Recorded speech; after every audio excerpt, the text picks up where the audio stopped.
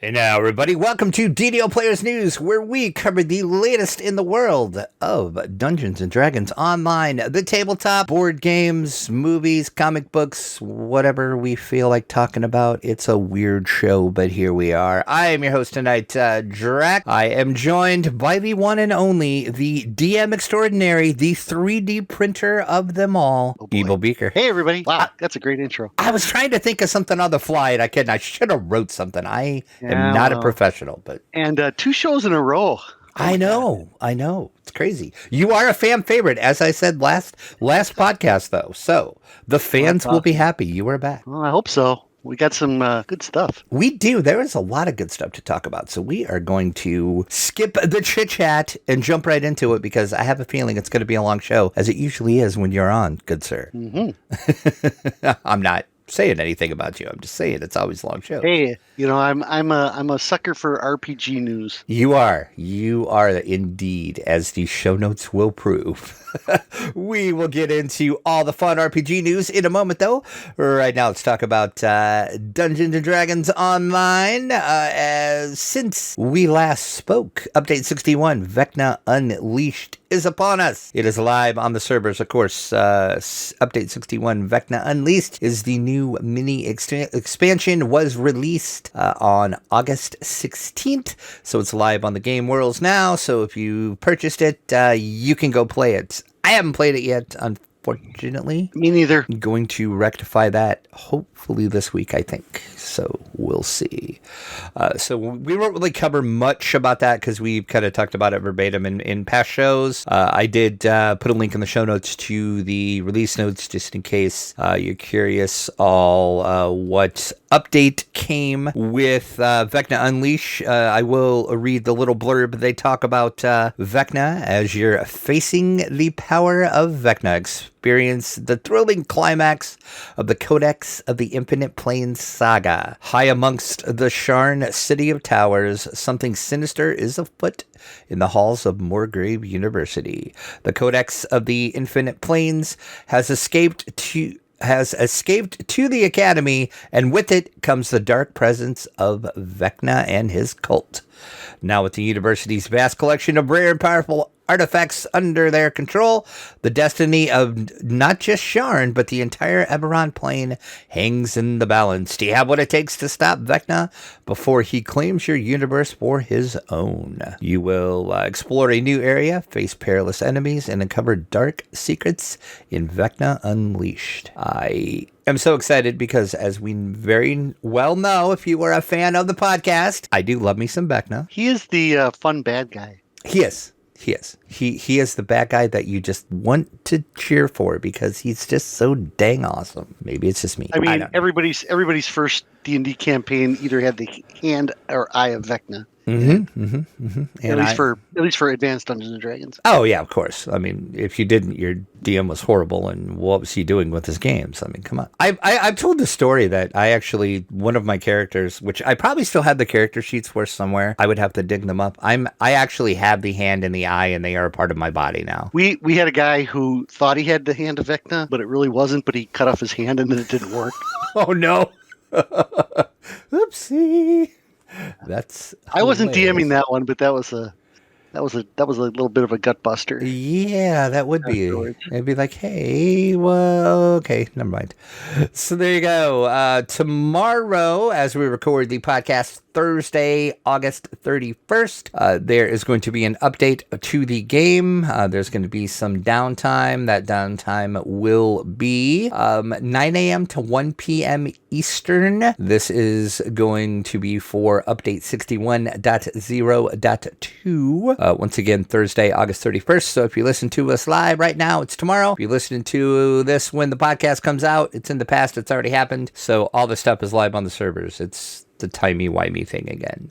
Not a lot in this, just some bug fixes, mainly to do with Vecna. The rewards for the heroic Vecna Unleashed saga have been updated. +1 skill tomes are now +2, and the XP reward for all difficulties has been increased to the following. The normal is 21k, 29k for hard, 45k for elite, and 59k for true elite. Elite. I was going to look up to see what they were before this. Apparently they were lower, and I guess they thought they were too low. So they're changing them 21, 29, 45, 59. Also, there's some optional chest in both rooms near the entrance of Vecna Unleashed now properly will unlock. The end chest in the Turn the Page quest is now the correct chest, which is always good when it's an end chest. Undead in Vecna Unleashed are no longer healed by positive energy. That's a big dope. Yeah. And Emerald Claw Warden, not sure how that one got through actually. An Emerald Claw Warden in Enemy of My Enemy is no longer incorrectly set to type undead. 2 levers will now properly unlock in the Grand Theft Arion quest after defeating all of the enemies. The Balar no longer occasionally T-poses in Vecna Unleashed. And the hiring vendor Karkle, I don't know how you pronounce that, in Morgrave University Upper Commons now is offering hirelings of the proper level. So that is the updates. Once again, if you're listening live tomorrow, Thursday, August 31st, if you're listening when this is released, it's already happened. So I said not much, just some bug fixes. I think the major thing is the update, XP update boost, and the skill tomes from 1 to 2 for the saga rewards. So they didn't say what, like if you've already ran and completed the saga, I don't know if you're going to get like the extra XP. I don't think they can do that. Yeah, I was about to say, I don't think they can do that, so you're probably going to have to run it again, but then you can't. I'm sure people will be running it multiple times. Oh, I'm sure. Oh, yeah. So there you go. That's really it for the game news. Not a lot has happened since we last spoke, so we're jump right into all the other fun stuff because we got a lot of other stuff to go through here. So let's check out the news from the dungeon.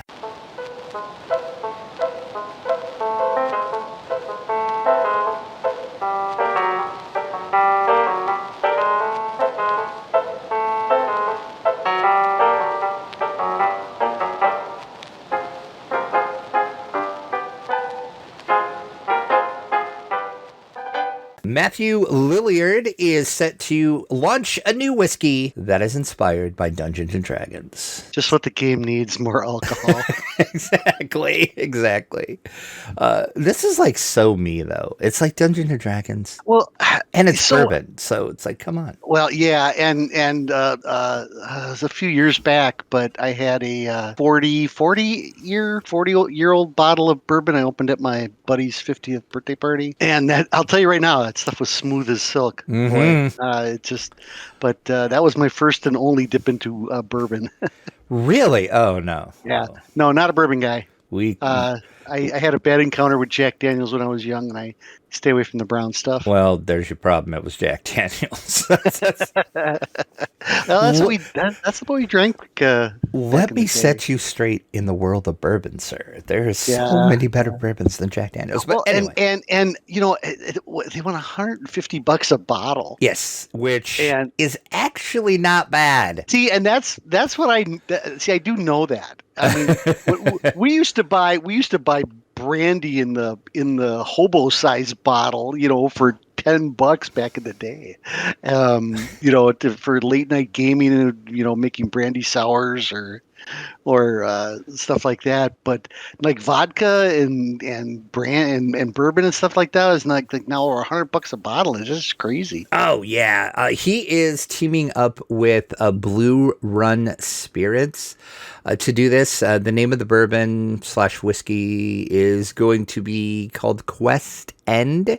It is, as we said, a D&D themed series of 16 collectible bottles. Yeah, there's that collectible word. It's going to be blended bourbon whiskeys. The bourbon special bottles will be accompanied by chapters of a new D&D inspired saga written by Kate Welch, who many of you might know as a game designer for D&D, and she also DMs a lot. She used to do a lot on Twitch, and she has actually worked for WotC. She does not anymore. I'm not sure what she's doing other than apparently writing adventures for bourbon bottles now, I guess is her claim to fame now. I really don't know. It's going to be available in a limited number Each bottle is the, quote, continuation of an ongoing story. First 4 bottles in the set is going to be the Paladin, the Rogue, the Warlock, and then the Dragon. Is it all bourbon? It is. Mix it up with like tequila. Nope, it's all bourbon. All bourbon. Okay. It's all mixed straight bourbon whiskey. Each bottle, as you said, is going to retail for $150, which Blue Run, most of their stuff retails between $100 to like $400. So $150 is kind of what I expected of this. It is going to be a numbered bottle and part of a small batch, but they haven't said numbers. So usually small batch, you're talking anywhere between 100 and 300 is usually what they consider a small batch. So it's going to be interesting. They do say the Paladin, which is the first bottle coming out, is going to be characterized by notes of vanilla and fruit with an undercurrent of spice to reflect the fighting spirit. That's some good writing. That is some good PR speak right there, friends. It is distilled in Indiana. Yay, Indiana distilleries. And Kentucky. Paladin is going to be available for pre-order exclusively online, which I've linked in the article over on DDO Players if you'd like to order some of this. And it ships to your state. That's the other thing. It gets kind of tricky. Some states you can ship alcohol to, some you can't. Yes. Look for it. October 4th is when the pre-orders will hit, and it should launch mid-November. And they do say that they can ship to about 41 states. So check to see if you go on the pre-order page, you can sign up to get notified when the pre-orders go live, and then they said you can check to see if your state is available. But about 41 states you can actually order it. So there you go. Brand new D&D bourbon coming out. Hang on, I gotta log into the website. You actually gotta put your birthday in. You do. Gotta prove you're 21, sir. Yeah, by typing it in, sure. Yeah, it's a shiny, bubbly site, that's for sure. It is. Yeah, it's pretty slick. So yeah, I don't think I'll get to taste this because I'm not gonna drop $150 for a bottle of bourbon. I mean, I would love to. Maybe if I win the lottery. Well, maybe we're in too many Kickstarters. That's very true, which we will speak of here in a moment. So any other things we want to talk about here about the whiskey, or shall we move on to all the other good stuff? Let's keep going. We will keep going because we have a lot of stuff to go through. Looks like Glory of the Giants might have a giant price drop. I like what you did there because you wrote these show notes. Well, I did this part anyway. But it came across a feed that I was on. I've kind of branched out a little bit, and I've been on a lot of Discord feeds for various games that I play in, and in one of them there's a WotC bashing forum. Of course there is. and so now, when did they announce that they were raising prices, Drac? It had to be back in February. Yeah, March, it was maybe. Yeah, somewhere around in there. And it was right after the OGL thing, and they're like, hey, we gotta raise our prices a little bit, blah blah blah. And I think $59.99. So it was $49.99, then they upped it to $59.99 on Amazon right now. I'm looking at the live page, hardcover Glory of the Giants, $33.33. Wow. What the heck? And that book just came out, like what, a week ago, 2 weeks ago now? I mean, something like that. It shows the list price, and then it says thinking through it that says 44% off. And there's used ones out there for $28. So there's a couple things I'm going to take away from this. Number one, what's going on? I mean, they announced a huge price increase, and then now suddenly, Amazon's got to be one of their primary, if not the primary distributor. Oh, I would think product. so. It's got to be up there. But if I go into Walmart, am I going to see that price at Walmart? I bet you it'll be close. Maybe 36 or 39. A lot of this might just be Amazon dropping the price, but I bet other retailers are going to have to follow suit as close as they can. Right. Now, the one thing I will say, this isn't listed as a Prime. Oh, it is listed as a Prime delivery, but it's not listed as a Prime item. So I think that still means you get free shipping. So, but sometimes if it's not listed as a Prime item, then you don't get the free shipping. So right, but still, to see that price drop that quick. Yeah, and I was was reading some things like some guys online like, well, it doesn't mean anything. They're just passing the savings along to their community. I'm like, No. no, This that's not. this is WotC we're talking about. No, they're not. No, they're not. So, I mean, why they're doing that, I don't know. That is kind of crazy. That's nearly 50% That off is of cover. That is interesting because it took Planescape took I can't think of how long it took for it to drop. It was soon after, but I'm not Planescape. I'm sorry, Spelljammer. Oh yeah, Took a couple weeks longer for it to start dropping on Amazon. So I mean, what are they doing for like regular hobby distribution? I mean, I guess I'm gonna have to. Store and I find guarantee you go into your friendly local game store and you're gonna play MSRP book price on it. Which is crazy. I guarantee you there is no local game store selling this at the same price that Amazon is. Yeah, so they couldn't. So what is Amazon discounting this? I personally think it's just Amazon. Well, according to this, it's listed by the RPG Team Wizards. So who is that? And it's all WotC stuff. So is that actually Wizards of the Coast? It does say RPG Team Wizards author. So see, I've always wondered that because I've seen that on Amazon, and I don't know. I've never could get a straight answer on that. It's just crazy. I honestly I purposely been avoiding reviews on it, only because I wanted to make my own opinion. But that's just really weird. And then follow that right next to that was another thread that I found that said, hey, the Phandelver and Below book is going to be discounted even more than that. I mean, even more than 40%. So, what's going on? Which is nuts because that book technically isn't even out yet. It comes out next week or the week after. Yeah. Next week, I think. Yeah. So, I mean, this kind of bodes bad for your local game store. It does because there's no way they can compete with this. No, and I know game stores make crazy money on Magic and stuff and collectible card games. Oh, they do. And now that what's the new one with the L? Lorcana, the Disney one, yeah. I know that one they can't even keep on the shelves. But if they're focusing more on distribution and profit from those, and then just it kind of makes me wonder too if maybe this is the prelude to everything being digital. If nobody makes a profit on on physical books, then hey, we'll just sell it digitally, and that's the way WotC Hasbro is pushing. I mean, they're pushing everything digitally because you buy it straight from them and you get the D&D Beyond version and the hardcover. Right. So, and that's the only way to do it in one swoop. If you want to buy the hardcover from anywhere else and then get it on D&D Beyond, you have to buy it again on D&D Beyond. Right. So they're kind of forcing people to order it straight through them. Well, and think about what's on the horizon though after this year. I mean, what about the new version of D&D that's supposed to come out? What are they going to do with that now? Is that going to be less focus on physical product and more on digital? And my gut feeling is yes, it will be. Yeah. That's how they're leaning, and that's what they want. So it seems to me like your traditional gaming model is either radically changing or changing because of company design. Right. I don't know what to think of that. So it's a little weird. All of us grognards are just like you and your digital. Hey, get off my lawn. I buy PDFs too. I mean, I do.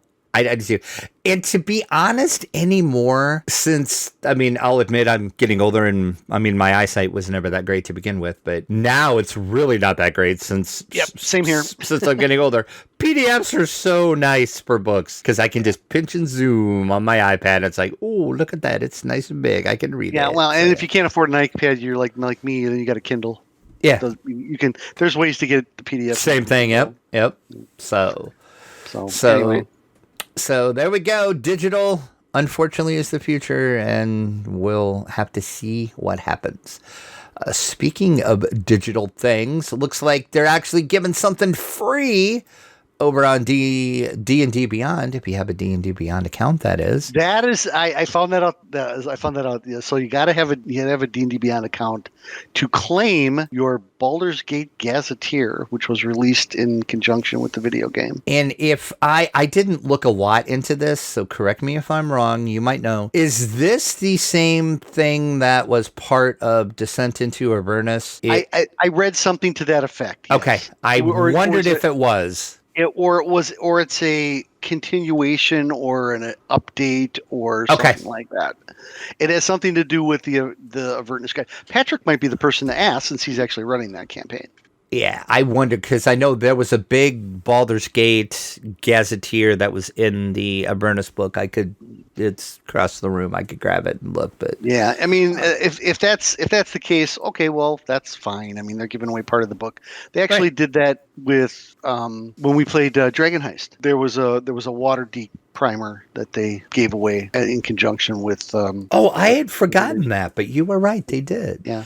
So yeah, there's a link over in the show notes if you want to jump in to claim this. Once again, you have to have a D&D Beyond account. It'll work with just the free accounts, though, from what I understand. So if you just have a free account, that's the D&D Beyond account I have is free. You basically just sign in, hit claim, and it adds it to your account. So, and they didn't say when this is going to end, so I would probably jump on and grab it as soon as you can, because they can basically stop this offer at any time. They haven't put an end date to it, but I wouldn't wait forever. So, I mean, there's still a lot of hype right now with the computer game. Yeah. Oh, yeah. That's big, and we're going to talk about Baldur's Gate 3 here in a little bit.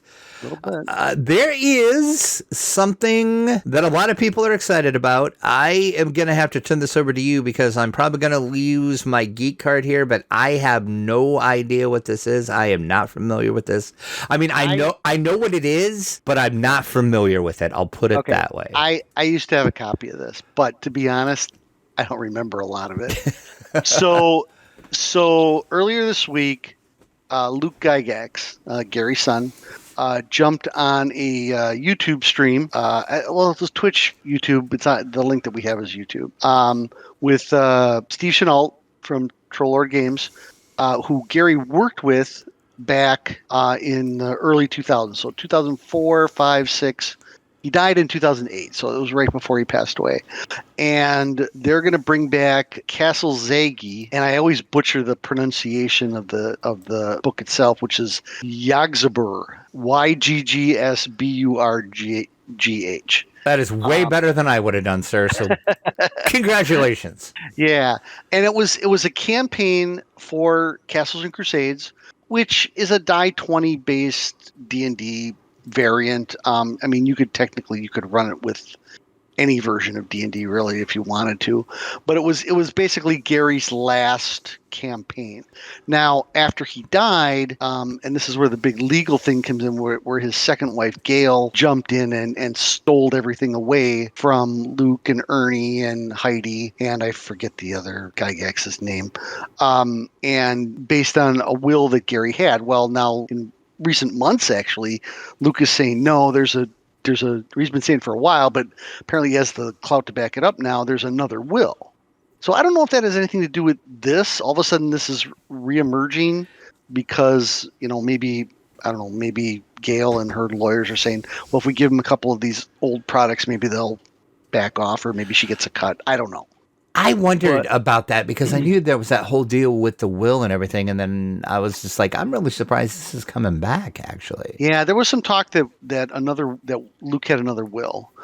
It wasn't. I don't think it was certified though. I think that's the whole deal. Okay. But so it's.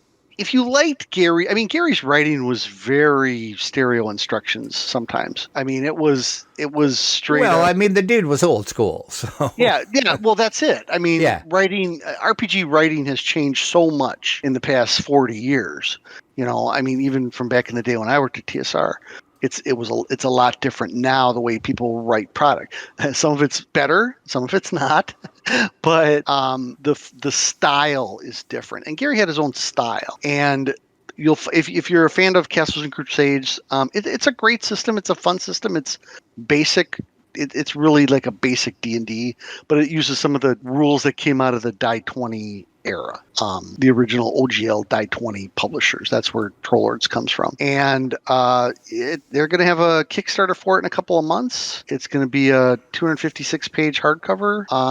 The note I have here says it's going to start at $65. So we'll see. But there's a lot of people that are really jonesing for this. There was never a PDF made of this book, and it was only sold in hardcovers. It's what I was going to ask, if this was ever digitally Not to my available knowledge. before. Okay. Yeah, not to my knowledge. I mean, when the word came down, because I've talked to Steve Chenault, I've worked with Steve before. I talked to Steve, and he said, "Yeah, we got the note that said you're done. Take it all down and ship me ship the physical copies to wherever," and they were gone, and they couldn't sell them anymore. So unless you had a copy, I sold mine for an insane amount of money a couple years ago. I bet, because I kind of looked to see what these books were going for, and it is insane. Yeah. I have a friend that works the Gencon auction. So anytime I have anything rare that I want to sell, I just give it to him, and then he takes like 10% or 20% and then gives me the rest. So, but it was a book that I would never, at the time, that I would never use. Now, I don't know, I don't play a whole lot of Castles and Crusades anymore, but there's a lot of the old school that are really jonesing to get their hands on this, because this isn't the only one. There was several other ones too. I'd have to go back and look and see what they were called, but this is kind of like the main book. And then I know he had one or two others that were big books. Maybe they're combining them all into one. I don't know. Well, they did say that they have other releases planned if this sells well. The Hermit is one, and then Gygaxian Fantasy Worlds is going to be another. Yeah, those don't ring any bells with me. Yeah, I'm not familiar with either one of those. No. And then one of the other things that they would like to bring back is Gord the Rogue books, which, again, I'm not familiar with those at all either. Oh, yeah. Yep. Mine are gone. My basement flood killed them, but I do remember them. And I actually saw a thread somewhere where guys were talking about them, and they say, you know what? They kind of hold up, but it doesn't matter. It's the nostalgia behind it. That people like, because back then they sold like hotcakes. Yeah, and they were bad books. I don't remember them at all, though. I haven't even known. There was two for sure. I think there might have been a third one. I had the first two. If there was a third one, I never got it or got a copy of it. But I used to frequent our local Walden Books quite a bit. Oh yeah. So where I bought most of my D&D stuff was good old Walden Books. Good old Walden Books, yeah. They did say they do not intend to print Gary's notes with this, as he did wish that those were never published. So if you were hoping to get some insight and some peeks into the mind of Gary Gygax and his notes for this, sorry, those are never going to be published. They'll show up eventually. Yeah, there's money in everything. I would think at some point there's going to be enough money, yeah. And then they did say they have a couple other plans for some other stuff, but they want to show the executor of the estate that they can handle this and people want this. So money talks is basically what they're saying. So, well, I mean, this stuff has been sitting dormant for 15 years. Right. You know, and look at all the other stuff people are pulling out of mothballs to republish, you know, for just nostalgia's sake. So yeah, I think it could be pretty cool. It'll be interesting to see exactly what comes out of this. But there you go. Like I said, I'm heard of it, but I'm not familiar with it, so I'm not like excited question mark about this, but I mean, maybe I'll check it out. It's just one of those I have no like nostalgia attachment to it. Well, so I'm sure Steve will be bringing as many copies as he can to GaryCon, because no matter what he brings to GaryCon, he usually sells out of it. So we'll see what happens with that. I know you mentioned Kickstarter before. Every time you're on the show, we got to talk about Kickstarters. And I wasn't planning on it, but just within the last week and a half, it's like where the heck did all these cool Kickstarters come from? All of a sudden, there's just been a flood of RPG Kickstarters. I mean, it's crazy, and you know, I don't know what I'm going to do. Oh, I know. Tell me about it. I'm probably gonna. Well, I mean, so there is a quote unquote maximum amount of gaming an employed person with a spouse can do.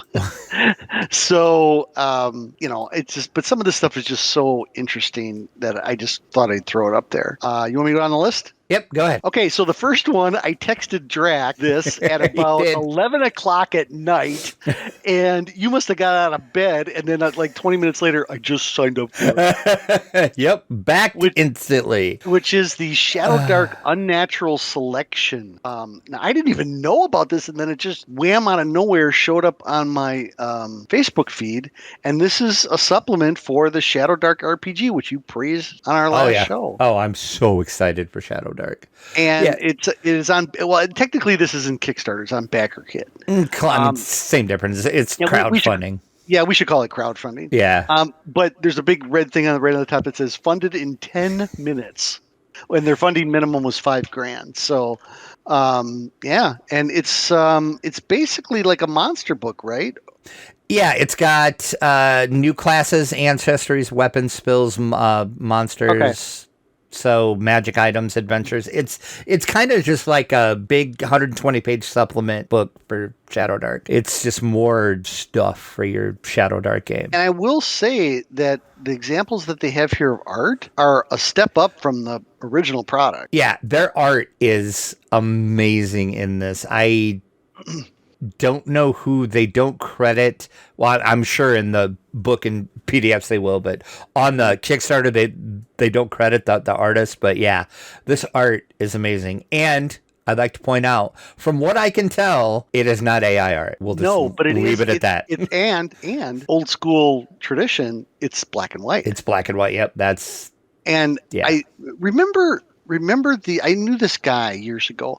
Remember back in, now I might be dating myself here, back in arts class in middle school and stuff like that, where they would give you the piece of paper that was like all black, and then you'd have to take a scratcher and scratch out the image. Yeah. And did you ever do that? Yes. Yep.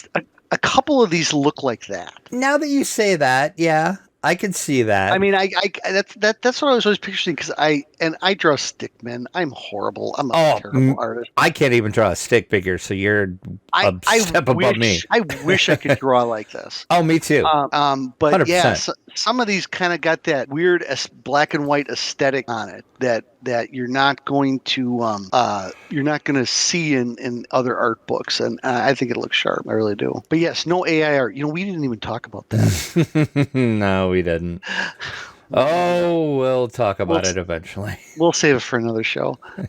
All right. So that was that one. So then next one, and we talked about Level Up, and as a 5th edition alternative. Well, it looks like Ian World's doing a whole Level Up box set, with a Kickstarter starting in September. So if you like the 5th edition Level Up stuff, it looks pretty cool. I mean, I think box sets are coming back. That was another reason why I put it on here, Drac, because the Dragonbane box set is just fabulous. And I mean, you saw it physically. Oh yeah, you didn't get a copy, did you? No, it sold out before I could get it. Oh, that's right. But I think the box sets are coming back, and they're really good quality. I mean, they're not like old TSR box sets that just self-destructed within a year. Right. But yeah, I mean, I think it could be cool. I might actually pick that one up. The next one, and this is a weird one, and I only bring it up because I am a fan of, what is his name? Oh, a fan of Studio, how do you pronounce it? Ghibli films? Oh yeah. Like Spirited Away. The Howl's Moving Castle. Yes. That's movies. another one. Those type of movies. God, I forget the name of the guy. I probably should be doing my homework on this. But it's called. I gotta scroll back up. Obajima, Tales from the Tall Grass, by 1985 Games, and this is going to be the top one of the year. It's at 2.3 million right now. I didn't realize this was 1985 Games. Mm-hmm. I'll have to reach out to them because I have a really good working relationship with them. Yeah. But because it says a Studio Ghibli and Legend of Zelda inspired campaign for D&D 5e, but it's got that old school anime look This to it. looks really good. I mean, it looks crazy. I mean, I'll say right now, it is an expensive. It's a pretty expensive. Yeah, it's not cheap. That is for sure. Yeah, but it. I mean, 2.3 million. Come on, that's huge. It's a good chunk of change right I there. I wouldn't be surprised if this gets translated into other languages, especially like Japanese or Chinese or in Middle East and stuff like that, because that's kind of where anime is like really. I mean, you think anime is popular in the States? Oh man, it's crazy out elsewhere. And one other thing that I'll mention on this, when a Kickstarter gets over 2 mil, you start seeing a ton of stretch goals. And even if you pledge in at like what's their like at $180 or even $85, you're going to get just a ton of stretch goals after this. You know, adventures, dice, prints, mats, pins. They got pins of all the creatures and stuff like that. Cards, monster cards, potion cards, spell deck. I mean, the when they get this expensive, I mean, that's what happened with me with the Avatar thing. I mean, I only pledged for the Avatar Legends, the book, the main core book, and then I ended up getting like the supplement book and a mat. Oh yeah, you get dice and cards and the whole thing. It was crazy. I mean, it was completely worth it. all those stretch goals. Oh heck yeah. Yeah. So if you're into that old school kind of anime, Spirited Away type of Princess Mononoke, that's another one. Take a look at this, and it's got 20 days left as we record this on the 30th. So that one kind of shocked me. The other one that kind of shocked me was Historica Arcanum: Era of the Crusades, and this Kickstarter is a 5th edition historical fantasy universe regarding uncovered 2 grand source books and explored Jerusalem and Cairo of the Crusade Age. Now, there's a previous product that these guys did that kind of did more stuff in the kind of like the Muslim area and stuff like that. So if you like that kind of Crusade era, not necessarily Roman Crusades or Catholic Crusaders. I mean, I'm talking about the other side of the coin. These books are gorgeous. Yeah, I have no idea what this is. I am not familiar with this whatsoever. But yeah, this book looks amazing. That's what kind of struck me. This whole thing looks really good, and and the price isn't horrible for it either. Yeah, I saw there's also a Humble Bundle out there right now. Humble Bundle or Bundle of Holding for the previous product that these guys did. So this is their second product in this universe, and they tag it as a historical universe of the Crusade era. Yeah, which I didn't even know this even existed. I mean, I know real world religions sometimes get a negative press, when they're printed in fantasy books. Religions or cultures. I mean, look at everything that happened with Oriental Adventures. So I just don't know, but the book itself looks gorgeous. There's a quick starter out there. I did page through it. It's written really well. It seems interesting. I don't necessarily know if I would invest in something like this, but if you are of Jewish heritage or Middle Eastern heritage and you are a role playing gamer, this might be something that you might be interested. It's currently at little over 300,000. It's got 22 days to go. I thought it looked kind of cool. Maybe if I ever had an opportunity to sit down at a table, I'd probably play this game. Oh yeah, I would too. Definitely, I would love to play this. So that was that one. I did have. I'm such an idiot. I did have the Bundle of Holding link in here. It was right underneath it. I didn't even realize. Like they had a Bundle of Holding in conjunction with the Kickstarter for their first products, which is for $17. You get the first 3 PDFs of the first 3 Kickstarters, which I'm sure were, that's probably $100 value for $17. But it's got the same level of art, same level of detail. So I mean, you could, for probably $100, you could get everything that they got and have a good time. And then there's a link. I have a link in here for the quick start PDF as well.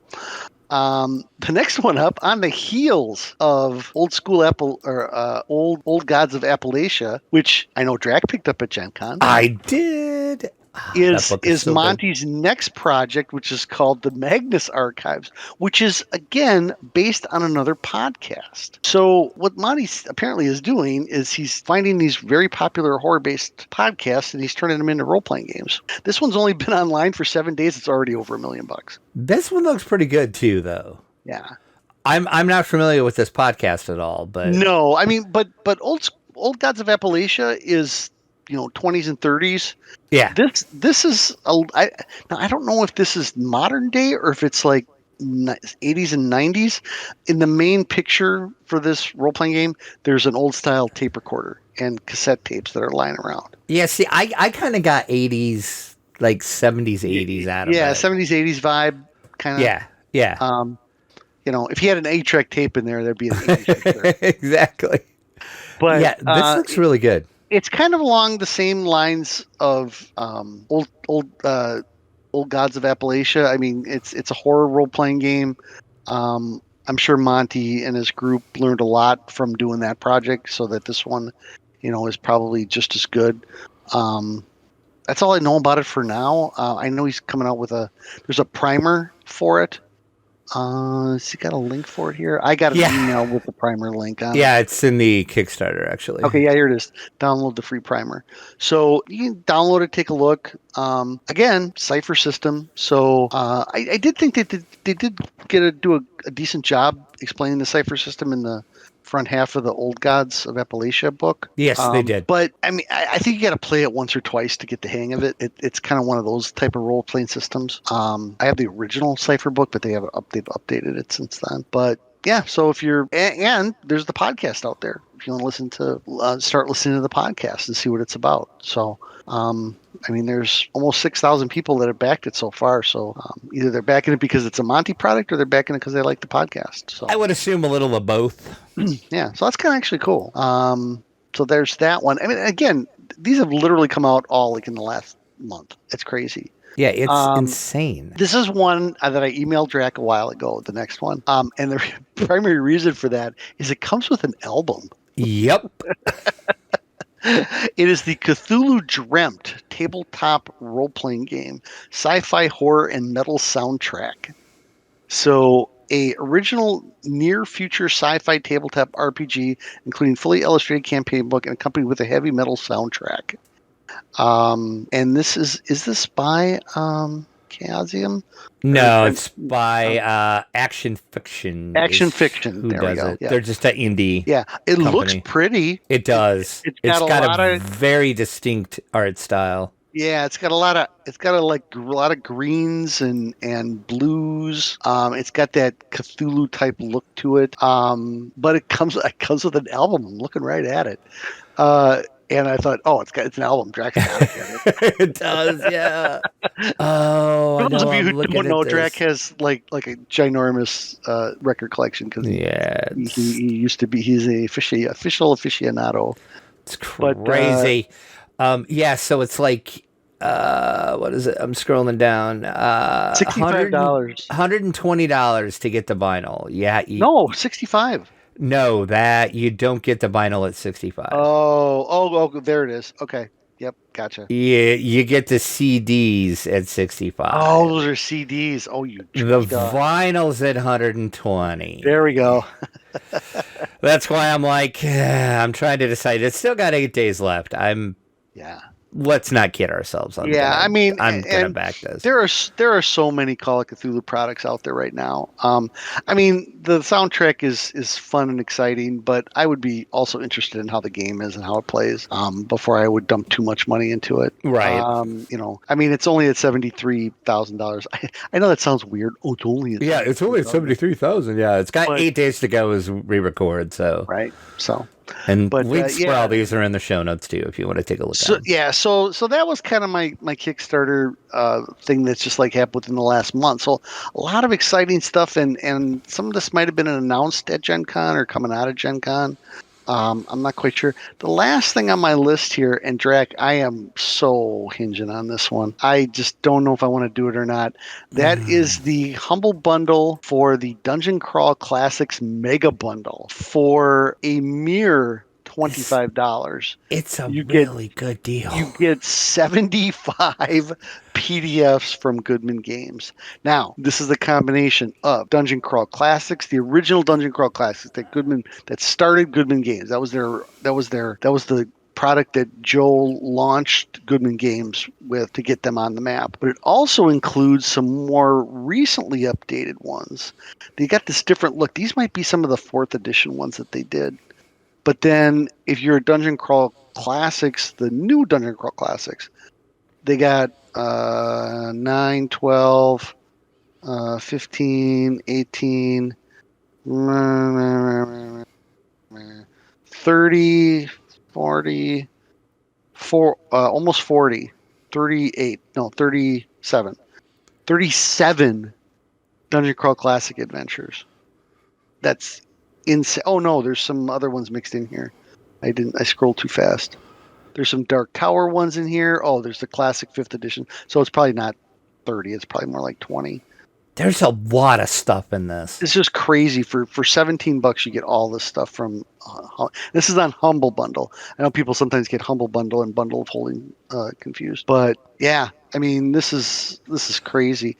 It shows right now that this bundle has already raised $12,000 for charity. So. Because in case you didn't know, a portion of the sales from these Humble Bundles and Bundles of Holdings do go to charity. So in addition to a great deal, it's for a good cause. Yeah, and this one is, I'm not sure what, they usually tell you what charity. It doesn't. Yeah, it didn't look like support World Central Kitchen.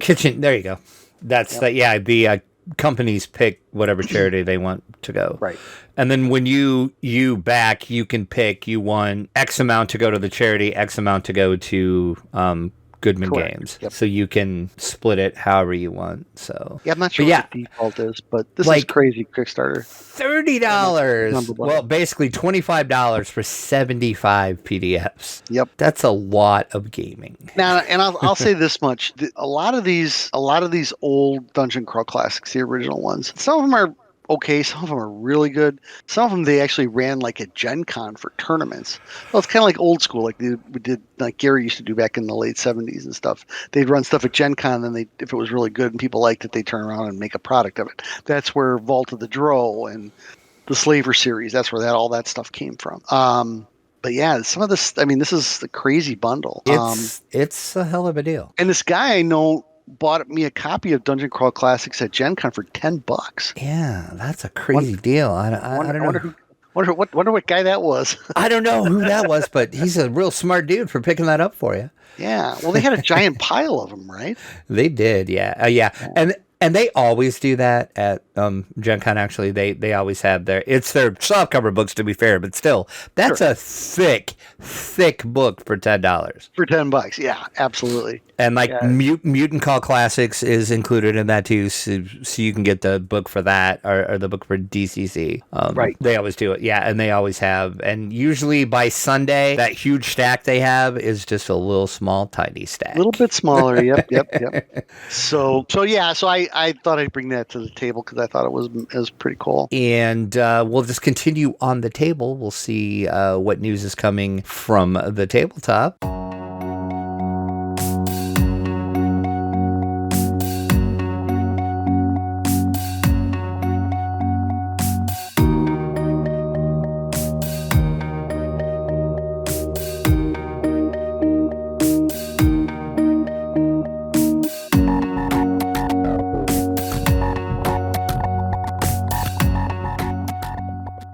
And it's Gen Con related stuff. Looks like there's a founder's plaque. Yeah, so I think we're on the Honor Gary train lately. Yeah, so we had the park bench. You know what happened before the park, or no, was it after the park bench or before the park bench? I have to go back and look. The local library, they dedicated a chair in the local library to him. Oh, I didn't hear about that. Yeah, I'll have to. Oh, I yeah. completely zoned on that over the last week or two, and I was gonna put it in here and I forgot. But now they have what they're calling the Gencon Founders Plaque. So the very first place that there was a Gencon was the Horticultural Hall in Lake Geneva. Now, I will say I've never been there. That's what I was going to ask you. No, I've driven by it. It probably could hold maybe 200 people I thought from the max. pictures I've seen of it, it looks like a pretty small building. It's not, yeah, it's not huge. But that so technically, Gen Con number 0 was held at Gary's house. I'm on the Wikipedia page. So Gen Con number 1 was held at the Horticultural Hall, and it was attended by roughly 100 people. So to mark that for the anniversary of D&D, they decided to put a plaque at the the horticultural hall. So a little history on Gen Con. The International Federation of Wargaming was something that happened back in the late 60s. Okay. So think back, late 60s, there was wargaming, and Gary was a part of it. And he decided to put together an event at the Horticultural Hall as part of the International Federation of Wargaming. And then it kind of changed into quote unquote Gen Con, which the first official one was obviously the Horticultural Hall, but that was in 1968. Then in 69, it was at the Horticultural Hall all the way until 71, and then it was at the American Legion Hall. I've been in that building. It's a little bigger, and the attendance they mark here in the wiki is 300. But it wasn't until 73 when it was kind of linked more to Gary and TSR, which was founded later in that year, or Technical Studies Review. Okay. That was the original name of TSR. And then that was founded in that year. And then after that, let me go scroll down here. So then it went to the back to the Horticultural Hall, and then in 76, they had the attendance marked as 1,300. How they fit 1,300 people into that hall, I have no idea. But that was when Gary took 100% ownership of that convention. Because before that, it was kind of linked to the Federation of Wargaming. And then after that, it was at the Playboy Club for 1 year. That was Gen Con 10. And that was the first day it went to 4 days of gaming. Then it was at Parkside for 6 years. I think I said in a previous podcast, or 7 years. I think I said 3 in a previous podcast, so that was my bad. And that takes you all the way to Gen Con 17 was the last year at Parkside. So 16 and 17 were my first 2 Gen Cons. That is amazing. Yep. Because I was at Parkside the 1 year, and then the second year, and then they moved to Mecca in 85. And that's when my gaming group helped out and took care of the East Gaming Hall when it moved to the Mecca in downtown Milwaukee. And it was there until, as I scroll down, 2002. Although in 1998, it was converted to the Midwest Express Center. So they tore the old Mecca down, and then they built the new Midwest Express Center then. And then it went to Indy in 2003. So there you go. So keep in mind, the first Gen Con 0, the attendance was 12. At Gary's house. At Gary's house. Gen Con 1 was 96 at the Horticultural Hall. Right. Gen Con 2023, which just took place in Indy, which was Gen Con 55, had 70,000 people. Hey, we were happy, back in the 90s when we cracked 30,000. Yeah, I do believe before this, because this was a new record, I want to say 2018, maybe 2019, 2018 had like 61,000 or something, and that was a huge number. Yeah, they said 2019 was maybe 70,000. Okay, I guess they weren't. I guess they weren't sure. Now, keep in mind, there is no great way to keep track of attendance. No, there is not. They count badges. Is basically Yes, it. that's I was going to bring that up. Don't put a lot of stock in this. There are some like do you know Worldcon, Drac? I've heard of it. Okay, so Worldcon is like the big. I mean, it literally moves around the world, right? And it's the biggest book and convention trade show. I mean, they have everything there. I don't know if they really have gaming there. I guess they have a little bit, but it's mostly books and comic books. It's also comic books and a bunch, but it's mostly books. I mean, it's mostly books and authors and stuff. And I remember attendances from Worldcon because I knew a guy that worked in publishing, and he said those attendances were like 120,000, and they're just the numbers were just crazy. Right. But they counted daily turnstiles. They didn't count badges. So think of it that way. You gotta put it in perspective of badges versus number of days versus who goes to what day. And I am here to tell you, I swear there was more than 70,000 people there. It was insane this year. Yeah. I'll throw, I have a bunch of pictures that I took. I'll throw on the YouTube version of this. I'll throw some pictures up. It's just a sea of freaking humanity. They did announce they extended their contract with Indie, which this is my shocked. No. Yeah, everybody knew this was going to happen. That's garbage. I mean, I don't know why they tore down the old football stadium just to put up a place to extend the. So, thing. I mean, that was a big thing when I was going. Was hey, Gencon's growing so big, where are we going to put people? And then that was when they decided to build the new stadium, and then turn the old stadium into just more convention space. And they are building 2 new hotels, and the one hotel is going to have more convention center space in it as well. It's going to because most of it's all right. Most of the hotels are linked downtown, so like they're all like linked up into the convention center. So the one new hotel is going to have, I think, 850 rooms plus more convention center space. Right. And that's kind of what they do at Dragon Con, at least back when I used to go. But I haven't gone in 20 years. But that's just like a bunch of hotels downtown. I mean, there really isn't a convention space. So Gen Con isn't Indy until 2030, and I guarantee you they'll extend it past then. I don't know why they play this game all the time where they extend it for so many years. I can tell you why. I mean, now tell me if I'm wrong. There's 2. What are the 2 biggest events in Indianapolis? One's Gen Con. Do you know what the other one is? Indy 500. Not 100% correct. Okay. The Brickyard 500. Well, okay, yeah. Because Brickyard, so Gen Con and the Brickyard always were fighting for dates back in the early 2000.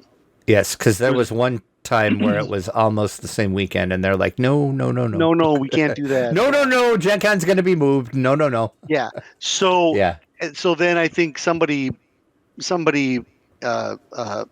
when the Indiana Convention or Planning Bureau or whatever said, "What are you, nuts?" It's like, no, you can't do that. Right? Are you high? Right? Because as the popularity of gaming increased, so did the attendance in Gen Con, and I don't know what the Brickyard pulls in, but it ain't 70,000. I don't know. Let's see. Yeah, you'd have to look that up. Now I could be wrong, but the last time I talked to a Gen Con person was back in 2013. You are completely wrong, sir. Oh, so they pull in more than that. Yes, 2023 Brickyard this year, 230,000. Ouch. Okay, so we got a ways to go yet. And and they're saying that's not even counting the infield people that are there. So there's technically more people there. So yeah, that's crazy. Yeah. Because I mean, that was a big thing back when I was doing vendor stuff. So, and I'm sure the Indy 500 is probably close. It's probably close to that number too. So, but the one that always, that's a different time of the year. Brickyard is always in August, so it was always fighting Gen Con for when it was going to be. Because I can remember that vividly because I knew people that worked for Gen Con, and that was a big deal.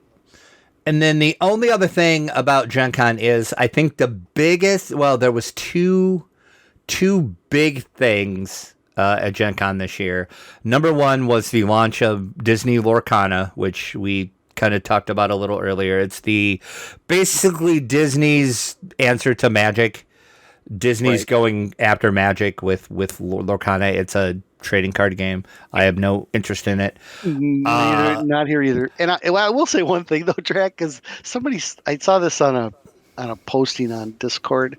Somebody goes, "Thank God no 4-year-old girl was trampled." It came pretty close. Yeah, because that would have really put a damper on things if somebody would have got hurt. Yeah, it's people that were running for the cards and. It came pretty close. Yeah, that the first day, Thursday of Gen Con, the Lorcana launch was a cluster. Is the only way to describe it. Mm-hmm. It was bad. People had been lining up for hours and hours and hours, and Gen Con always has a rule: you can't line up for releases early like that. That's always been Gen Con's. Well, let me put a little asterisk. That used to be Gen Con's rule. So when it was getting closer time for the halls to open, those people started moving up to get closer to the doors. Well, Gen Con broke the lines up because they're like, no, you can't. You're not lining up like this. Mm-hmm. So people that had been there for hours and hours and hours ended up at the back of the line. So that was the first mistake. And then there was no rhyme or reason. I felt so sorry for anybody that was near the Ravensburger booth. You couldn't get down that aisle because people were just pushing and shoving, and people were like 3-4 deep trying to get to that booth. It was a nightmare. Yeah. To Gen Con's credit, they nixed that real quick. Sure. That got fixed quick. So the rest of the weekend, they were actually allowing people to line up, and they put, like the little, most people call them like the little velvet lines, like for like the special VIP sections. Yeah. They had those snaked all through the halls. And they were like in the middle of the hall. So the hallway. So all the Lorcana people were in the middle of those little gates. And then was it Friday morning I walked up that line? It was in the exhibition center, the conference center proper where like the booth was. It snaked all the way out, all the way through the major long hallway, down the other hallway, and out the building. That's crazy. It was insane. As somebody who used to be a Gen Con manager, I would have never done that. I would have put that booth outside. Thank you. That is what I said. That my friends, the friend that I was there with, he looked at me and he's like, "What are they thinking?" And I'm like, "I don't know," because Ravensburger had a room in the main hallway with like most of the bigger companies had like rooms that you went into to play demos and stuff. They had a room there. Sell it out of your room, keep it out of the hall. Right. Or put it in the main hall and then do your police tape or whatever. It was and oh god, it was that's insane. That's like nobody having half a brain to do that. Like I said, to Gen Con's credit, and I guess Ravensburger kind of assessed the situation too, but I kind of think it was more Gen Con than Ravensburger, but that's just my anecdotal thoughts. But yeah, so after that, it ran pretty smoothly, actually. It was... Well, but after the first day rush. Right, too. Right. And then, but there was like reports, which and then again, I didn't see this myself, but they were saying people were pushing in the hall, kind of by where Ravensburger's booth was, how the line was formed. It was right in front of the two bathrooms, and people weren't letting people into the bathrooms because they thought they were trying to cut in line.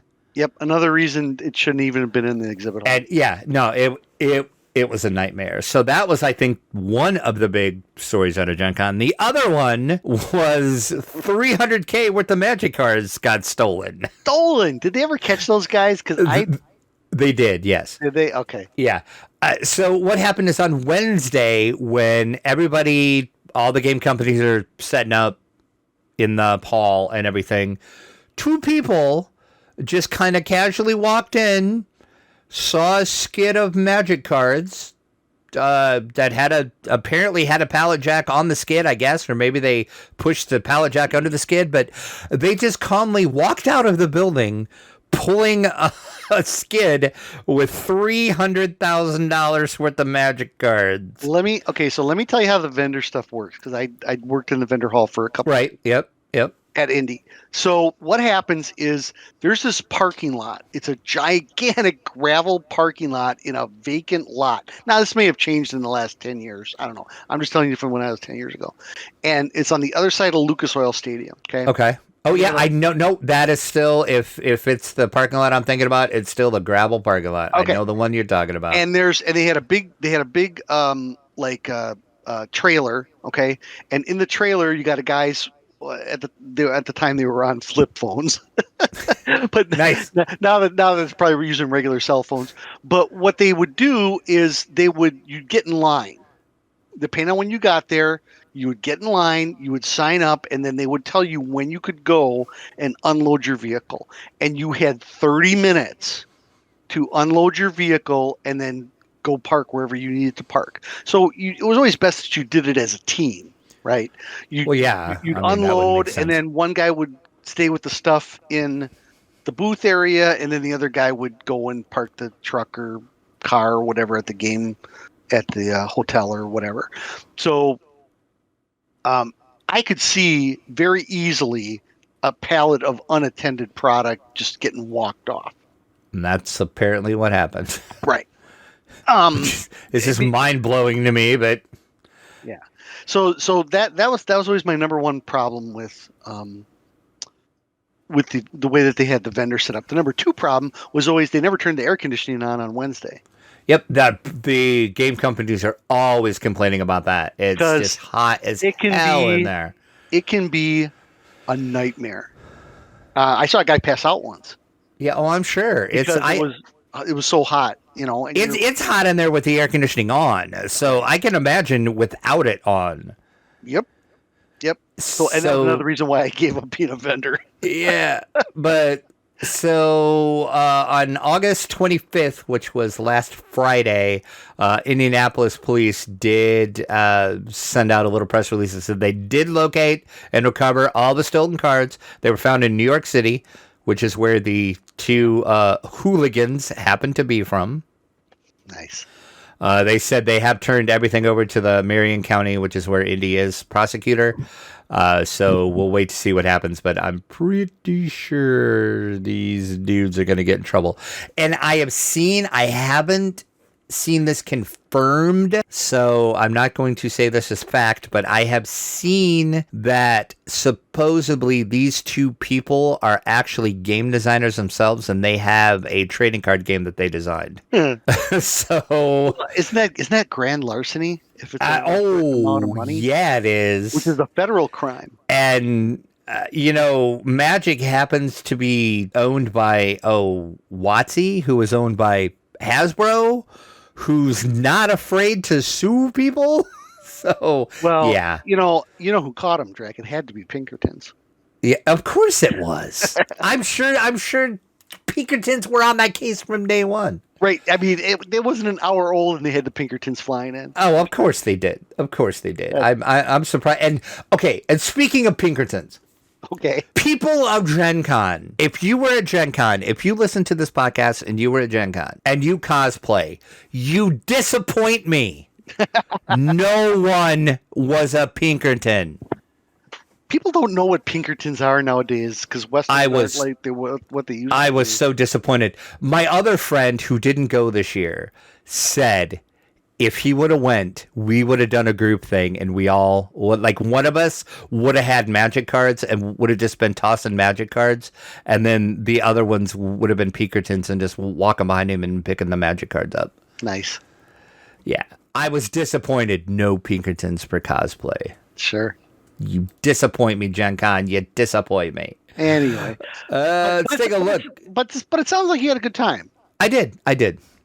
At some I point, did. I want to get the list of products that you bought. I only know of a couple. I will pull up a full haul for you and get that to you. It was a lot. That was a lot of stuff, and that of course includes I did get a bunch of review stuff from companies too. But yeah, I came home with a lot of stuff. I will have to get that together.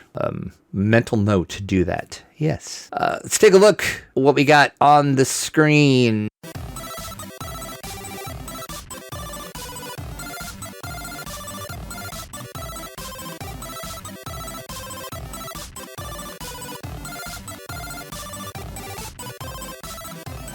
The Atari 2600 is making a comeback. You heard that right. The Atari 2600 is returning.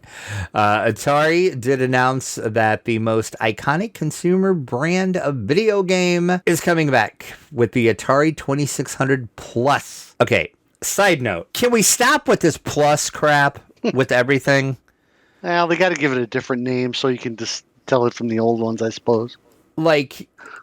Disney was started it with their Disney Plus, and then you had HBO Plus for a while, and then you had this Plus and that Plus. Just stop with the Plus, people. Right. Anyway, well, the cool thing about this, though, is it actually will run the old cartridges. It will, yes. It's a faithful recreation of the console, just a little mini version. It's not quite as big. They didn't exactly say how big it was going to be, but yes, it will play the old cartridges, and they do have a list. They have checked most of the cartridges. There's still a couple games that it won't run for some weird reason. They didn't say why. But I can tell you why. This is running on emulation. This is not full hardware. That's one thing that most people don't understand. There's a lot of people that I've seen talk about this and do videos that they think that Atari is just making brand new consoles. No, they're not. This is emulation. They teamed up with a company called Palion, who does a lot of emulator stuff. So yes, this is a full emulation. Remember that. This will play the 2600 cartridges and the 7800 cartridges. It's going to launch with a 10-in-1 game cartridge. So it'll have Adventure Combat, Dodge'em, Haunted House, Maze Craze, Missile Commander, Real Sports Volleyball, Video Pinball, and Yar's Revenge, which was one of my most favorite games ever on the 2600. So it will take the original cartridges, and if you still have an original joystick, it will take that as well. They are also going to come out with a new paddle as well. So if you do have one of the old paddles, it'll take that as well. The paddle is going to launch with a 4-in-1 game cartridge as well. The unit itself is going to launch in November on the 17th. Pre-orders will be available soon for $129.99. So this is kind of cool, actually. We played a lot when we were kids. I did too. That's all I have to say about it. And then they said they are going to have plans to do more cartridges, more like X amount of games in one cartridges, and then they're going to bring back some of the older titles as well. So look for that soon. And then Baldur's Gate 3 launched, and it went nuts. It's crazy right now. Yeah, I will say I did not have it. I played the first Baldur's Gate, not the second one though. I've played them all, and full disclosure, I do have Baldur's Gate 3. It is a press copy. I did get a key. I have it installed, but that's about it. I haven't played it yet. Well, I played in the early alpha and the early access. I did play in that quite a bit, but since launch day, I haven't played yet. So I will be doing that soon, and then I'll have a review at some point. And they just announced. I think I heard on another podcast that I listened to that uh, the PS5 is being released tomorrow. I think it is. I think it is, yes. But let's see. Let me fact check that while you talk here. yeah, and then there's certain Xboxes that won't run it in multi. Oh, so what are the modes, Drac? So I forget what they're called. It's got a weird name. It's not multiplayer mode. It's like the offline multiplayer mode. They had a special name for it, I think. So there's certain versions of Xbox that won't run that, but it'll run the online one, but not the standalone non-online one or something like that. There was some weird thing there because certain, was it Xbox One or 360 or whatever, they couldn't handle the graphics or the input connections or something like that. Well, the problem is there's too many freaking different Xboxes. They have the Xbox X and the Xbox One, and then the Xbox S, and then it's like, just stick with one console. Yeah. Let's see. Well, while you're looking up that, I will talk about the controversial stuff surrounding Pokemon. Oh, there is some controversial stuff. I nearly fell out of my chair when I found out you are allowed. This is another thing that you texted me about, and I'm like, yep, sure can. Where you get to pick and choose the styles of genitals you want.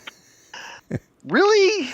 You can, yes, yes, you can. D&D product. Oh my God! I don't know how this passed Hasbro WotC. I really don't. PlayStation 5 is September 6th, actually. Okay, so soon. Soon, yes. But I mean, I am far from a prune, an old prude. But I really, it's a bit much. I mean, did D&D literally really need it's a bit much. A genital slide bar? No, no, it really didn't, and I don't get this. If this is their plans for the future of D&D, I'm out. It's not. That's what I don't know how this passed, because it's not, because we've talked on the show about some of the changes, we'll put it nicely, that they have made to D&D products because of controversial culture that we're in these days, I'll put it that way, to not get myself in trouble. So how this got through Hasbro WotC is beyond me. Well, and the thing is it had to have gotten through, but WotC's not commenting on it. Right. I mean, and I'm reading right out of this. You can choose between a different size of, and we'll exclude the word here, as well as pubic hair options. Mm-hmm. Really? Oh, yeah. Yeah, it's like people have spent, I hopefully not on this aspect of character creation, but I'm sure people have. There is people that have spent upwards of 3 or 4 days just creating their character and getting their character looks how they want that. But like the character models are very in depth, and you can really go in depth if you know what we're saying what we're talking about here. I'm looking at the breakdown here by race. Oh my God. Yeah, it's nuts, dude. I don't need this in my D&D game. I mean, come on. Yeah, well, there's a lot more too. We're talk about here in a second. I don't know. Well, there is that. I mean, I guess the next thing is a little bit more kind of a shake your head. Well, whatever. I mean, if you got different genital size, why not the ability to have sex with a bear? Yep. Oh boy. If that's your thing, this is your game. Yeah. Apparently, the characters can have sex, which I think has been around in WoW for years. Right? Oh yeah, I mean, this is definitely not the first game. Not the first game to do that, but apparently, if the druid can shape change into a bear, you can have sex with the bear. Why? Why? I don't know. Yeah, you can. Any of the main NPCs that are in your party, you can romance any of them. Doesn't matter the gender. So it could be male, female, two males. It could be a bear and a male, a bear and a female. It's like, yeah, I don't know. Well, I don't know either. Yeah. Well, and let's circle around back to our OGL episode when Watsy was so hard on controversial content, policing Right. controversial content. So is this like backlash from that? Okay, so we didn't get our OGL, so we're gonna let people put stuff in their video games that really shouldn't be available for a 12-year-old kid. I mean, swear I have no idea how this got through. Yeah. I it's stuff like this. I really hate to say this. I do, but it's stuff like this that kind of bring out the witch hunters all over again, like from the 80s. Saying, "Hey, why is my kid, able to have sex with a bear in a video game that you published, or that you licensed?" I mean, that's just insane. I don't know. I'm kind of speechless on the whole thing, so maybe I should just leave it at that. Yeah. No, it's like I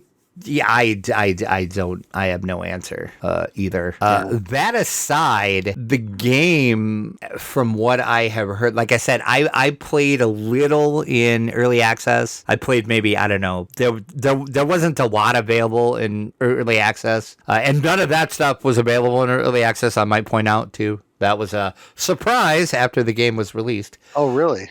Yeah. Oh, yeah. No, none of that was available in. And even like character options to like create your character was very pared down, and you only had certain races and certain classes that you could be, and they slowly released more and more of them throughout the early access. But yeah, no, there was none of that in there. Wow. So yeah, it was, all this aside, I'm excited to like play it properly because I want to see more of the story, because I loved the little bit of the story that I got to play through in early access. Was very well written, very well voice acted. It's a very in-depth, good game. All the other junk aside. Yeah, I mean, if you doesn't need to be in the game. Yeah, if you throw the other stuff in the dumpster, I have been hearing good things about it too. Yeah. So, like I said, look for. I'll do a review of it after I get some more play into it. But like I said, I only have early access to judge anything on, and I'm sure it's changed a bunch since then. And there's all sorts of new stuff that that was added, and then there's more character options and more character classes that you can choose from that's available now. So look for that soon. So let's jump into our week in gaming.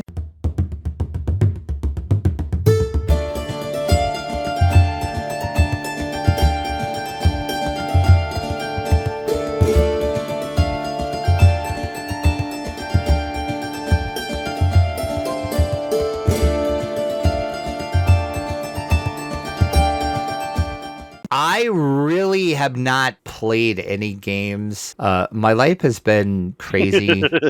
Can I Beeker knows. Can I talk about it, because it's almost comical. You can actually, because if I would say it, people would be like, no. So no. Drac messages me before Gencon. He says, "I have no air conditioning." I'm like, yep. Okay, and it's like we're talking about 80, 90 degree days, no air conditioning. And he says, "Oh, my air conditioning is working." Then the next day, "Oh, it's not working again." Then he's off to Gen Con. Gets back from Gen Con, no air conditioning. Then he gets finally he gets his air conditioning ready to go. Then on Sunday, when we were all set to play Waterdeep Dwarves, I get a message from Drac 2 hours before we're supposed to play, saying, "I have no internet or cell service." And I'm like, Drac, an alien ship has landed in your town, and you're all about to be probed and sent into space. Oh God, yeah, it was great. So I can't even make it up. I can't either. I wish I could. Yeah, it was like, I forgot what it was like to have no internet and no cell phone. And it was just like, wow. And of course, with having no internet and no cell phone, I didn't have that much TV to choose from, because of course I couldn't watch anything other than regular TV with my antenna. Sure. And that's, I mean, I get I don't know, 37 channels or something like that. But it's here's the thing: if it would have happened 2 weeks later, then at least you'd have football. that is true. That is true. Yeah. So it was insane. But yeah. So between that and a bunch of other stuff, yeah, I have not done any gaming. I've done some gaming adjacent things. As we talked about, I did install Baldur's Gate 3, got that ready to go. I installed a new NVMe drive in my computer. I should say another one. Did they send you the screw? They did. I didn't. Mine. Yeah, so you did. I almost took a picture of it and texted you, and I'm like, see, I got a screw. You should have. I should have. I thought about it. I was like, see, I got a screw. Yeah. Yeah. 2 days after we did the last podcast, my screw came in and I was able to put. Oh, did it? Okay. So we're all good there. Yeah, I put a extra NVMe in, and that is to install Elder Scrolls Online, which is your fault, but it's okay. I know. And for those of you who aren't tech savvy, that is a chip style hard drive. Yes. Like I had, which requires a screw to mount it into the board. Yeah. So yeah, that's really all I did. So what about you? I see you kind of did some gaming stuff. I did a tiny bit of DDO. I mean, not Vecna. I don't have it yet, but I had my one of my favorite characters is the rogue with the thief acrobat tree. I'm on my third life on her. Her jump is over 100. I think it tops out. Holy crap, dude! I think it tops out at like 40 or 50, right? Something like that. I think 50. I think. Yeah, but with some boosts and stuff that I have, it's like 90. Because one of my rogues is like way up there too. Yeah. But I like playing her, and I had to get her to 9th level, so that was my little bit of DDO. But other than that, I've been reading. I mean, I got all these fun new RPGs, and I've just been reading my brains out. In fact, I fell asleep reading the other night, and my Kindle hit me in the eye. Oh, jeez. I think I hurt my eye. Yeah. But anyway, just go on the list here. The Dragonbane rules book. I've been cruising through the rules book. Oh, you know what I did today, Drac? It was the last day, and I just found out about it. Some guy was publishing a Dragonsbane Kickstarter adventure book, and I bought the PDF. So you can add one more Kickstarter to my list for the year. Dang Kickstarters. Well, here's the thing. I will say this. I love this Dragonsbane stuff, but a lot of the stuff that people are publishing, it's all in Swedish. It's not in English. They haven't like converted to English yet or whatever? No, well, a lot of the guys that are ready to go with the stuff that like maybe they like the guy that I bought the one from today, okay? At least he did an English and a Swedish version. Oh, okay. And because in case you didn't listen to the last show, Dragonbane was an old Swedish game from the 80s. Right, yeah. Called Dragons and Demons. So there's been 4 or 5 Kickstarters because Free League has the open gaming license, the open league gaming license equivalent for Dragonsbane. So you can do Dragonsbane stuff with their license. You can post online and sell it. This guy did a Kickstarter from something that he's been working on for 20 years. But he was nice enough to do it in English and Swedish. All the other ones that have been out so far have only been in Swedish. Because, and I didn't know this, because Swedish printers refuse to print in stuff anything other than Swedish. Really? Yep. Well, that's interesting. So he's having it printed out of the country, probably at a fulfillment house that specializes in Kickstarter or something like that. But yeah, so it looks pretty cool. So I just got the PDFs. I didn't get the physical box. So, I've been brushing up on my Dragonbane. The next one was a gift from a certain someone who went to Gencon, the Pendragon starter box, which we talked about from the last Kickstarters. Did you get one? I did. Okay. It is a very pretty book. It is super pretty, yeah. It's well very done. well done. Yeah. It comes with six or 7 characters. They got a couple of different scenarios. One's a sword and stone scenario. Now I'll preface this with, I don't remember a lot about the rules from the original Pendragon. I think this was part of it, but I like some of the mechanics they got for rolling the dice. Did you read yours yet, Drac? I have not. No, I haven't even opened mine yet. So if you it's kind of like it's kind of like Dragon's Bane, where you have to roll under your skill. Okay, Okay. Okay. but if you roll your skill exactly, it's a crit. So if you have a 13 skill score to swing and hit somebody with your sword, if you roll exactly a 13, you crit on the attack. And then if you're doing an opposed roll, you have to roll under, but whoever rolls under the least is the winner.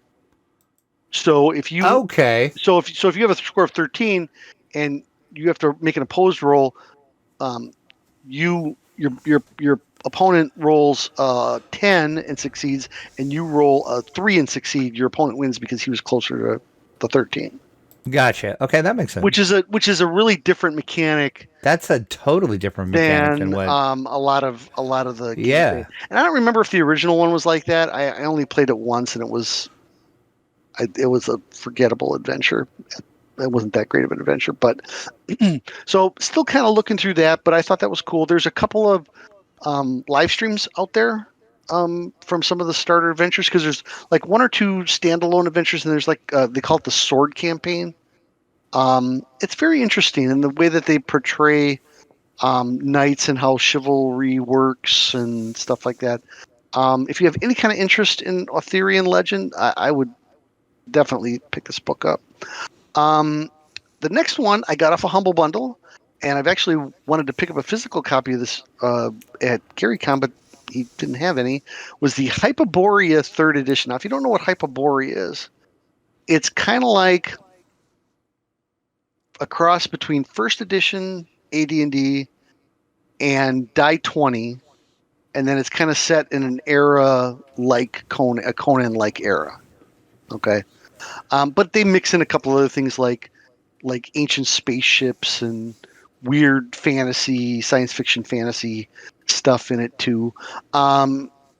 It's during the 3rd edition. It's a very popular game. They kickstarted the 3rd edition a couple years back, but I picked up like a good chunk of their products for I think it was like $12.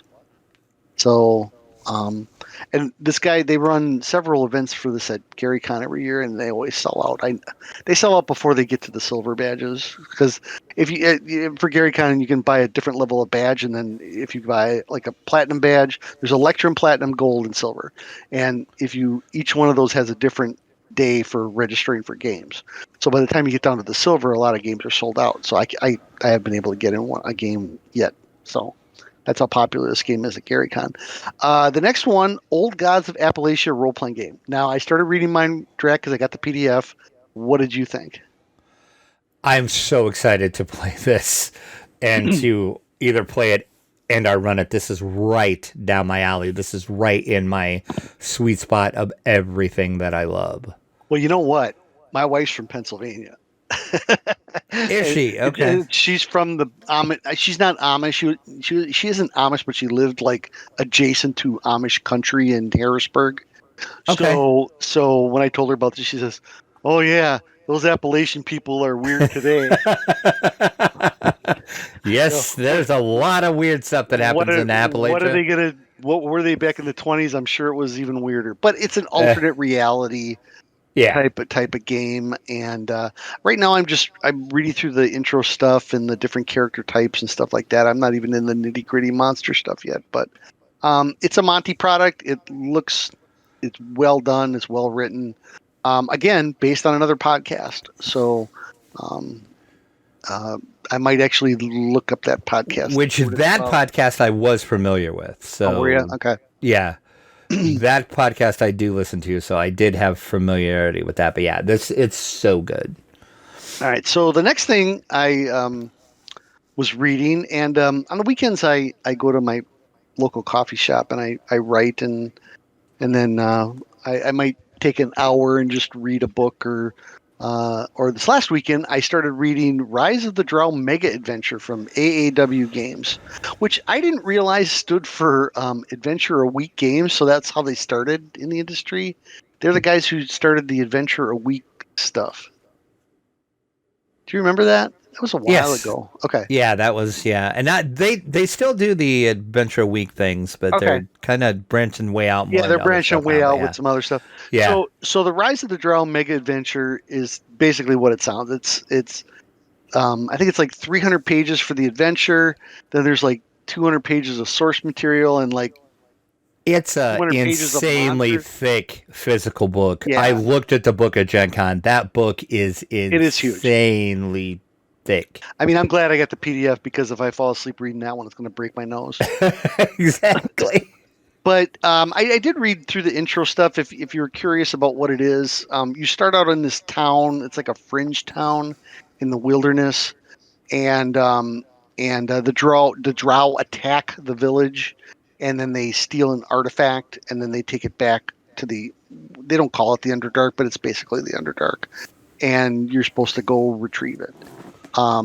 You can be people in the town. You can be people that are passing through.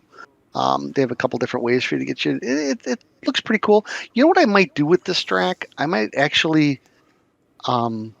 I was thinking about running this, but running it with the Tales of the Valiant rules.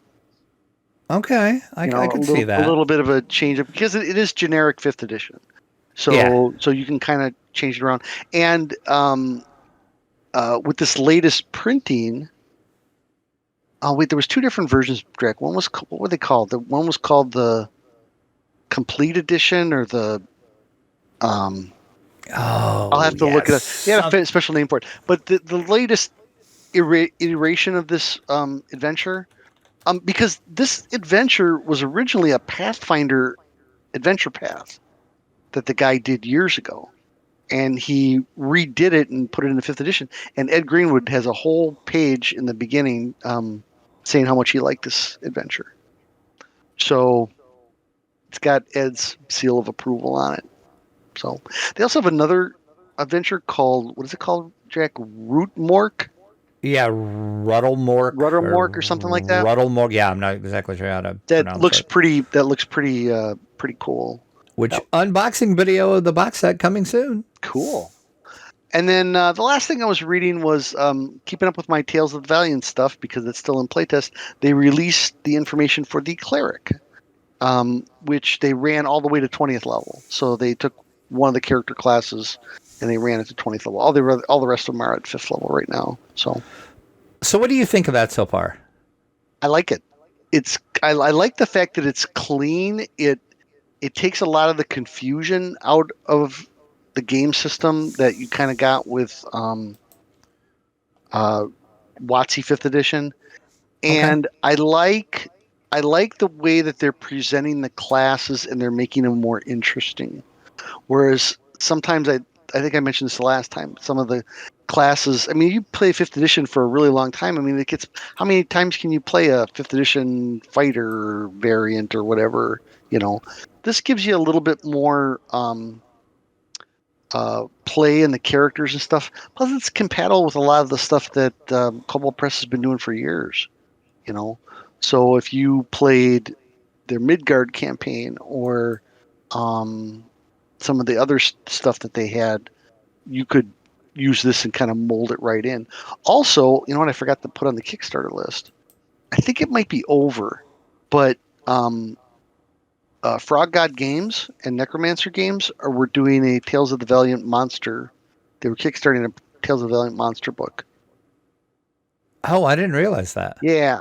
And they were doing like 500 monsters or something like that. So, but specifically in the style of Tales of the Valiant. So we'll see. I mean, it's still a year from being completely finished, but I like the way they're doing it. So they're doing the playtest, getting the feedback.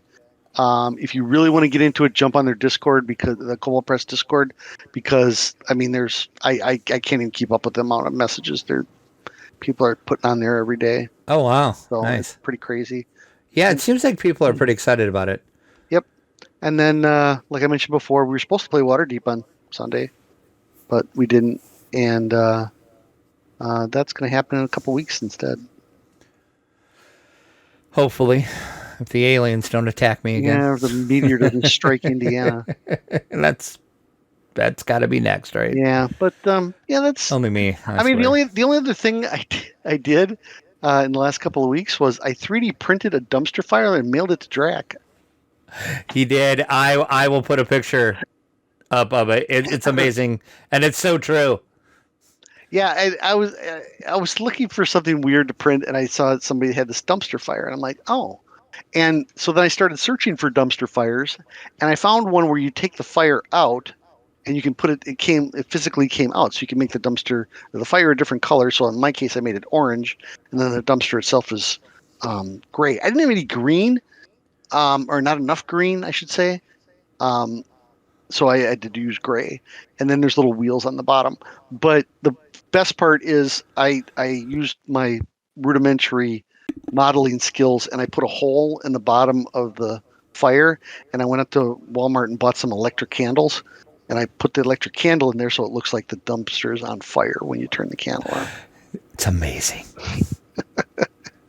And then you were nice enough to post it on Facebook, and everybody's like, "What?" Yeah, everybody's like, "That is amazing." I'm like, "Heck yeah, it is," and it's the story of my life. There was one other thing in the box, Jack, that you didn't mention. Oh, I forgot about that. I need to take a picture of that too. Yeah. There was the I sent Drac a poop emoji. Yeah, it was like it was a pretty good sized piece of poop too. I had some brown left, and I printed one for somebody else, so I thought I would throw it in there for you. That's up right on top of my printer right now. I'm looking at it, as a matter of fact. It's right. You know what I didn't do, and I was going to, but I forgot, was swing by like Hobby Lobby or something and buy some googly eyes and put the googly eyes. That would have been even better. Where the regular eyes are. Yeah. Oh God, that would have been even better. So that's pretty much my week. We currently have 13 supporters over on our Patreon. If you would like help to support DDO players, you can head over to our donations page. Link is in the show notes. You can support the Players Alliance, which is the podcast network we are a part of. That money is used for various things, podcast hosting, website hosting, and to pay for the live shows. If you would like to donate without going through Patreon, you can do that. Several people have, and we appreciate it. Just shoot me an email, drac@ddoplayers.com, and we can talk. There's several different options for you to do that. We didn't get any reviews this week. If you want to show your support for us, an easy way to do that, just give us a review on one of the podcasting apps of your choice. If you do leave us a review, let us know. We'll highlight it on the show. Don't have any feature comments this week either. Easy to get featured on this section of the show. Either post over on the website when I put the episode up, or over on YouTube, and we will cover that. You can also send us an email, which we don't have any of this week, but podcast@ddoplayers.com is the email. You can email us about anything you would like to. If you are on the Instagram, DDO Players, you can follow us over there, and also on Threads @DDO Players. That is the only social media that we are a part of these days. The Players Alliance Network has 2 live shows. This here show, DDO Players News, records whenever. We don't have a set time anymore because see previous conversation about dumpster fires. So when we record, we record. Lotro Players News, God love those guys over there at Lotro Players News. They are nothing but consistent every Saturday night at 8:30. That show records. You can join us for the live shows over at ddoplayers.com/live.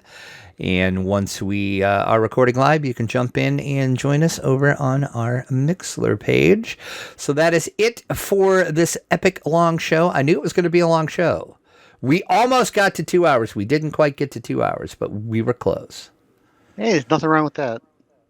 It is not, but we had a good show, and this is how Beeker and I are every time we talk. If we ever talk on Discord or whatever, we're just chatting like this, and we chat for way too long. Yeah, or text each other back and I'd forth. say that is true. That's true. We do that all throughout the day and many, many times. So Well, normally I'll text you something, and then you're like, "What?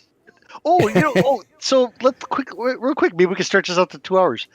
So, Sure. So the other day I text Drac about this eBay auction that just ended, Oh yeah, I was gonna put that in the show notes and I forgot. The somebody had a first edition monster manual. Now mine got blown away in my basement flood, but this one was signed by Gary and Dave Trampier, who was another co-author of Dungeons and Dragons. Like the year that because it was dated. I believe it was dated because it was the year that book was published. I think it was dated. Yeah. I think Gary liked to do that. He liked to put the date that he signed it on stuff when he started to figure out that things would be worth money. How much did it go for, Drac? Oh God, I'd have to look back at the text. Okay, $26,000. Yeah. I guess I knew it was like 20,000 or more. Yeah, like $26,000. Which, okay, if you have the disposable income, which that's kind of more than disposable income, that would be cool as hell, though, right? Yeah, but I mean, you'd never take it to a convention or even the gaming table, and it was beat up a little bit. But the fact that it had Gary and Dave Trampier's signature, that was going to be my next question. Okay, so you buy this, what the heck are you going to do with it? Right. You put it in glass and. I guess, yeah. I guess you could frame it somehow or make a little like shadow box type thing for it and display it. But yeah, it was amazing. But yeah, 20. I wonder if that's the most expensive D&D memorabilia type sign thing. That I guess. Well, I'll have to look into that and see. I know a guy that does a lot of stuff on eBay for gaming stuff. I can ask him when I see him next month. Because I couldn't believe that when you sent that to me because I'm like, oh, this is cool. And then I looked to see what it sold for. And I was like, holy crap. Yep. You could buy a house for that. Or a serious down payment. All right, serious down payment. Or a brand new car for sure. Right. Like, what the heck? But yeah. Well, that's cool. Who was the guy that bought the magic card? Post Malone. Yeah.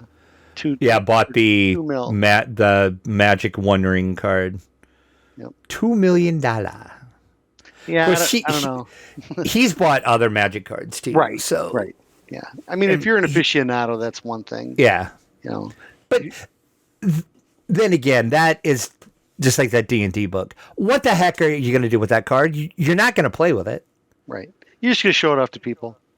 All right. You know.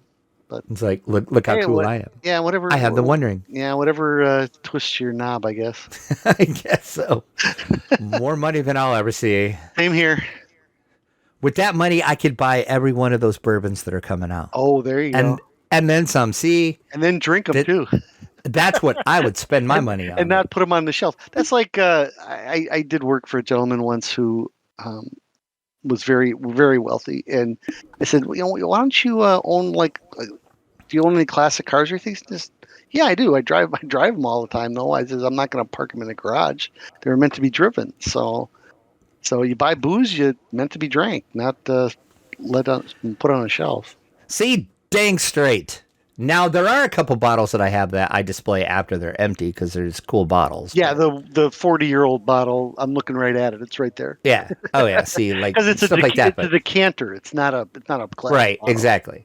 But it's like, heck no, I drink that stuff. I don't just let it sit on the shelf to look at. You crazy? Nope. All right, so that's going to wrap it up for this episode of DDO Players News. Thank you so much for joining us. We will talk to you next time. And as always, I hope the RNG is a lot kinder to you than it always is to me.